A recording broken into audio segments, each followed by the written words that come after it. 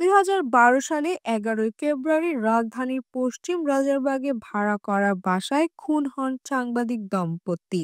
মাছরাঙা টেলিভিশনের বার্তা সম্পাদক সাগর সরোয়ার ও এটিএন বাংলার জ্যেষ্ঠ প্রতিবেদক মেহেরুন রুনি। হত্যার ঘটনায় রুনির ভাই নওশের আলী শেরেবাংলা থানায় মামলা করেন।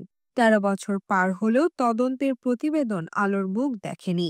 বিভিন্ন সময় মোট ৮ জনকে এ মামলায় গ্রেফতার করা হয়, পরে ২ জন জামিনও পান। এ ঘটনায় মামলা দায়ের পর শেরেবাংলা নগর থানাকে তদন্তের দায়িত্ব দেওয়া হয়।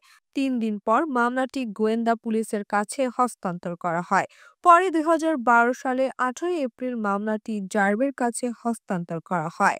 ১৩ বছর ধরে ঝুলে থাকা সাংবাদিক দম্পতি সাগর রুনি হত্যা মামলার তদন্ত শেষ করতে টাস্ক ফোর্সকে আরও ৬ মাস সময় দিয়েছে হাইকোর্ট।